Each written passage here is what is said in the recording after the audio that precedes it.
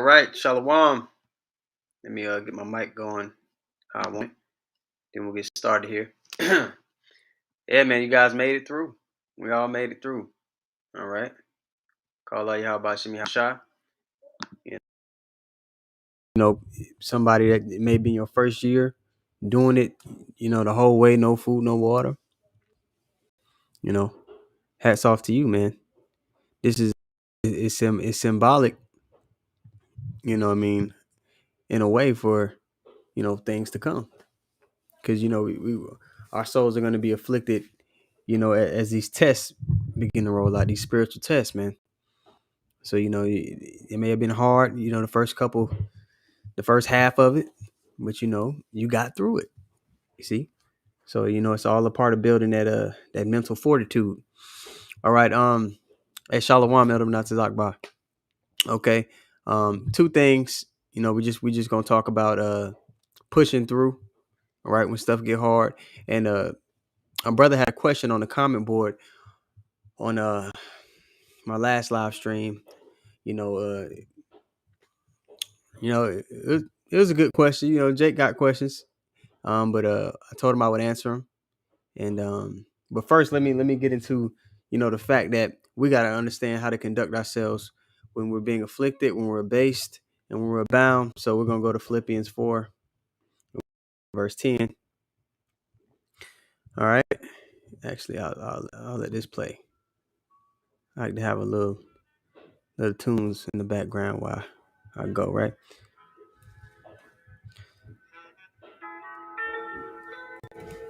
Philippians 4, in the world they always use Philippians 4:13, but they don't truly comprehend what it's really talking about, right? Oh, I'm gonna go be president. I'm gonna do this. It's not talking about that when it says you can do all things through Christ who strengthens me. That's not what it's talking about per se. It's Philippians 4, and we'll start at 10. Yeah. But I rejoice in the Lord greatly that now at the last your care of me have flourished again, wherein you were also careful, but ye lacked opportunity. Verse, not that I want, because that's in the world they use Philippians 4:13 in respects of, oh, this is what I want to do, so I could. Not that I speak in respect of want, for I have learned in whatsoever state I am, because we know according to Job 2:10, we're gonna receive good and evil from the Most High. It's not gonna be roses and kisses and candy all the time. That's not how you grow in the spirit. Okay, acceptable men are tried in the furnace of adversity. You all know that. All right, continuing on. Not that I speak in respect of want, for I have learned in whatsoever state I am, therewith to be content. I know both how to be abased, meaning to be brought low, right? And I know how to be abound. Everywhere and in all things, I am instructed both to be full and to be hungry, both to abound and to suffer need. Now, as Jacob's trouble pops off, the famines, all these different things pop off, the Lord's servants are going to eat. But we're going to go through times where we're abased a little bit as well. And you gotta have that mental fortitude, that faith that the Lord is gonna get you through it, that you've built up, this spiritual hardness to endure. Endure hardness as a good soldier of the Habashah Mashiach. All right.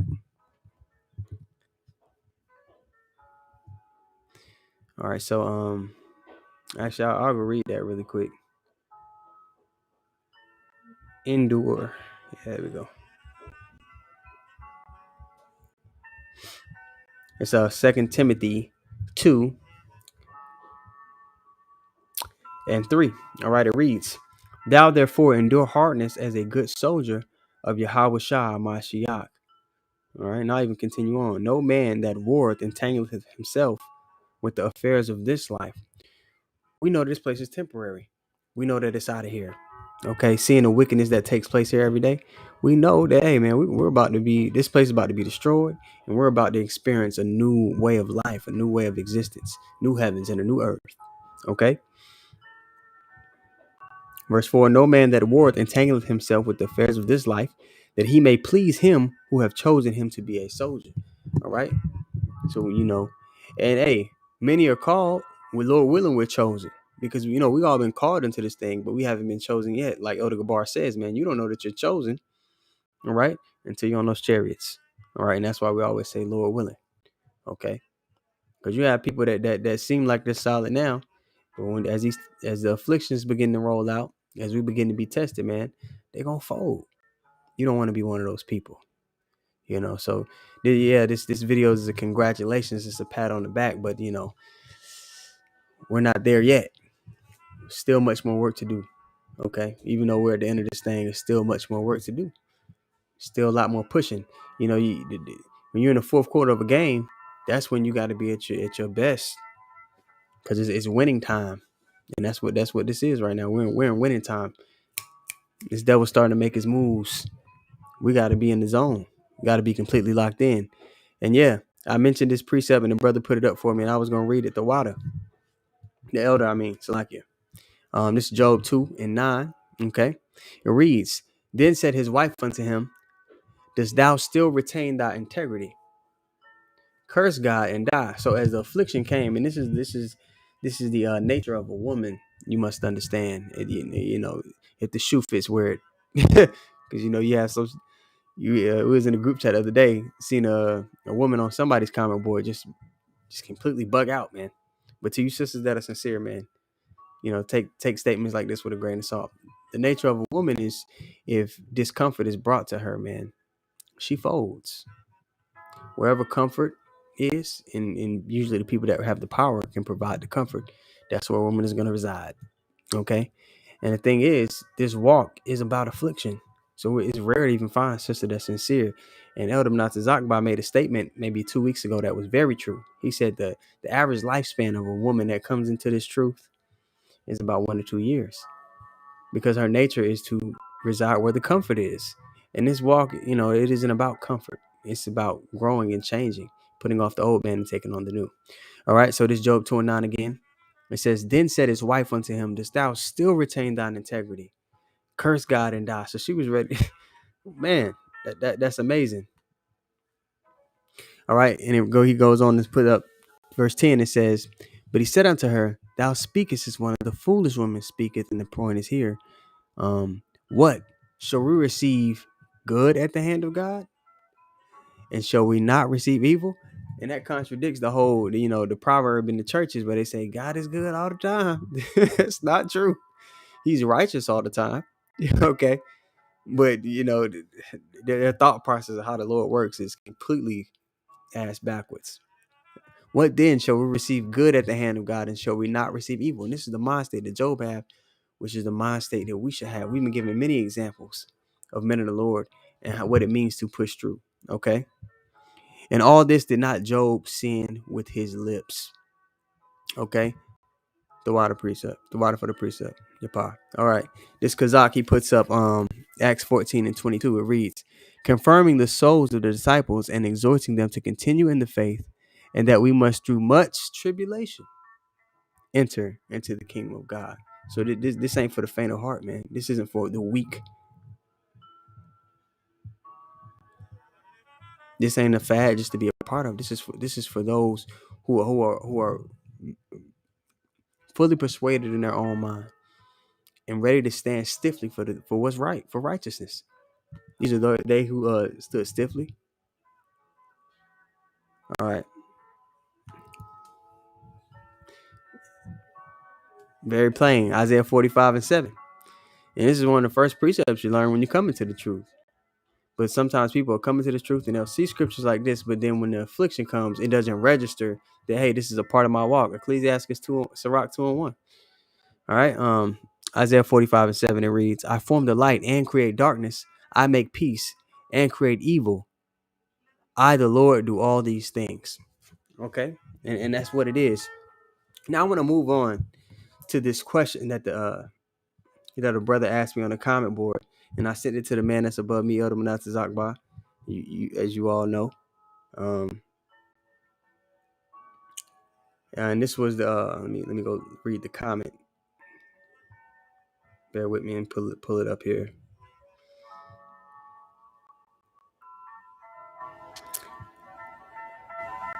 The comment said, it says, "Brother Yuan, I want your opinion on something, and I'm not gonna give him my opinion.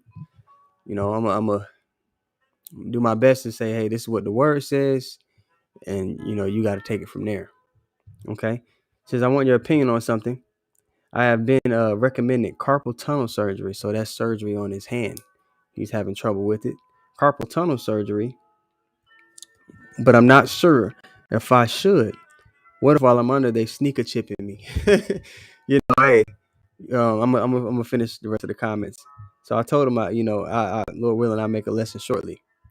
Um, and I asked him, I said, can you not use your hand at all, or is it complicating you in your day to day task? And he says not too much, without pain and tingling. Plus, I suffered a stroke back in 2012. I learned to walk again, and I'm not sure that I remember being at Myrtle Beach. There was a brother that came up to us one time with his wife, and I don't know if this is him or not. All right, but he says he had a stroke in 2012. He says I learned to walk again, which, hey, that's beautiful in itself. You know, usually when people become crippled like that, they stay in that chair, man. So for the Lord to do that, you know, in itself, that's beautiful. Okay. I learned to walk again, and some use of my left hand. Then carpal tunnel happened. When I'm watching the live stream, I type with my right hand, and I also hold the phone with my right hand. You know, apparently it is bothering him to where, you know, he can't do certain things, and that's frustrating.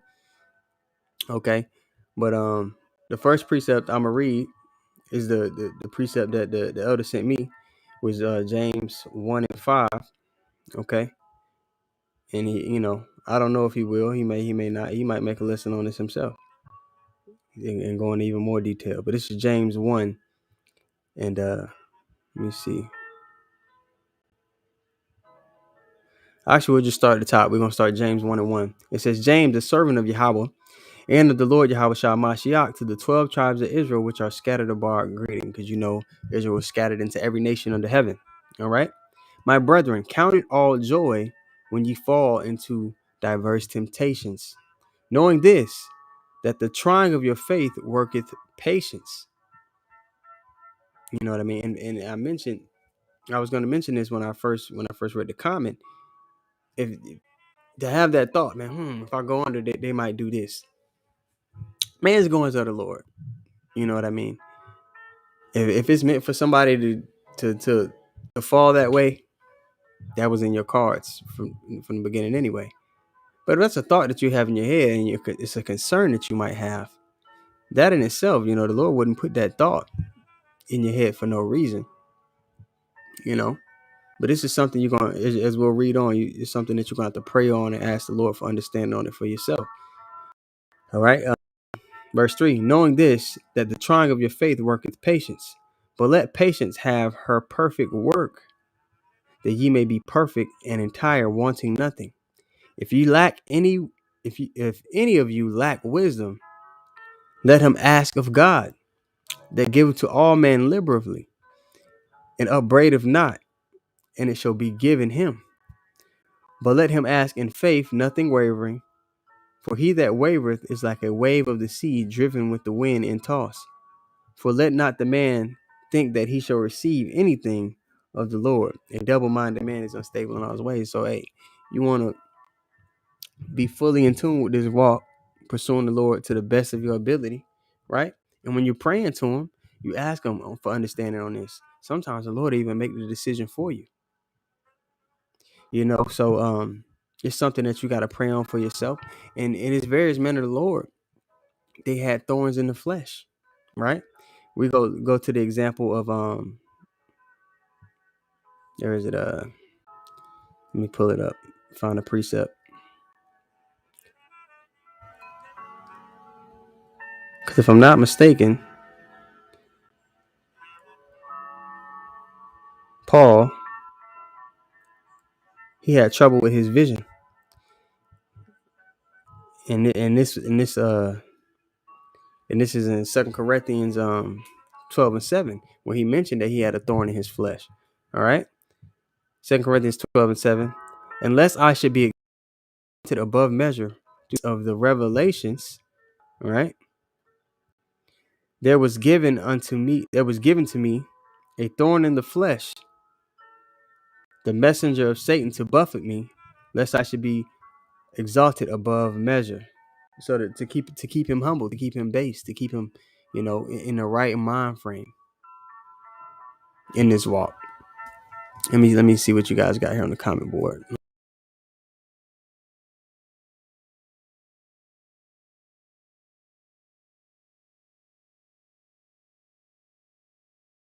Okay. No. Am I good? It said it paused on me for a second.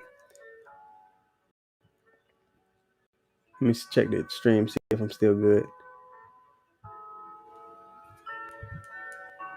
All right. Yeah. So a part of our walk is, brothers gonna have certain afflictions. There's some brothers within the congregation, you all don't know this, that have, fatal things going on. But they're still, pursuing the Lord. They're still doing the work, and they trust in, and they're putting their trust in him. Because what the world is doing right now, and they're not going to be equipped to undergo these tests that the Lord is going to bring upon the earth. They're not going to be kept out of the way.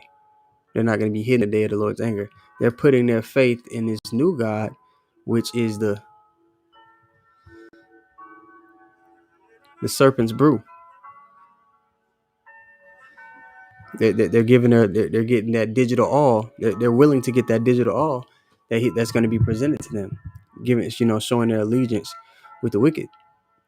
All right. So,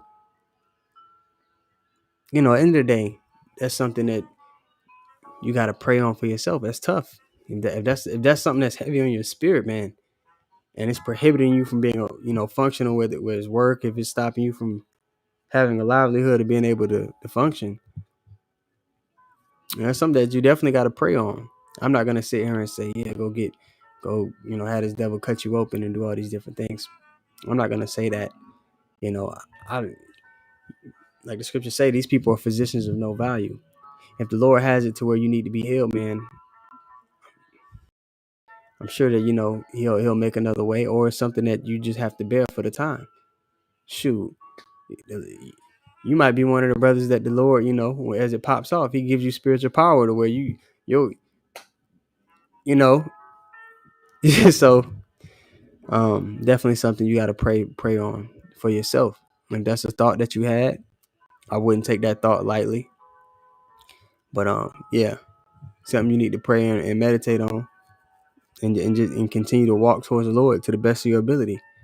Even if it, you want to fast and continue to pray and things like that. But yeah, for me, if I don't have to go to these devils, man, because it's so many tricky things that we see being reported in the news.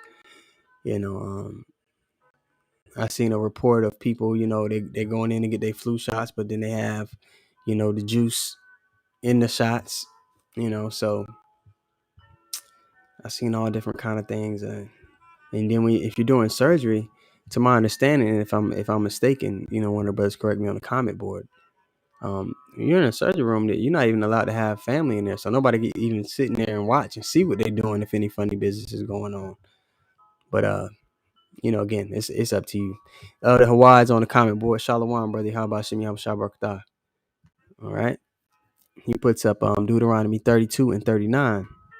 It says, See now that I, even I am he, and there is no God with me. I kill, I make alive, so I wound. So, that's something that the Lord brought upon you. He brought that upon you for a reason. You know what I mean? And I heal. So if he brought it upon you, he can also heal you. Neither is there any that can deliver out of my hand. And like, again, Paul had a thorn in the side as well. You know what I mean? But it'll be revealed to you what you need to do. You know what I mean? Sometimes we got to be still before the Lord, shows us the path. But yeah, that's pretty much it on the topic. Now, I'm not gonna try not to speak too much on it. You know what I mean? But hey, congratulations to all you brothers and you Akim that made it through Akawa, that made it through the Day of Atonement, man. You know, an applaud to you, because most people in the world, we know the Lord is dealing with a very small remnant. Their mind isn't on spiritual things. They're not gonna stop eating. And Elder Master Zakba said earlier, man, people don't even realize how much they eat until you're not doing it. How much you eating and drinking throughout the day. So to willingly go out your way, even if you had to go to work today and you afflicted yourself and you remain solid, be proud of yourself. But the work is not done. Still much pushing to do. All right. So that's pretty much it, man. I want to give once again, I want to give all praises to the Most High, Yahweh, Bahashim Yahushua, Bahashim Rakakadash. I want to give double honor to the apostles and the elders of Great Millstone. And I want to say shalom to all the brothers and, of course, the few sisters who are pursuing this truth in sincerity. All right. May the blessing of election be upon your house. Shalom.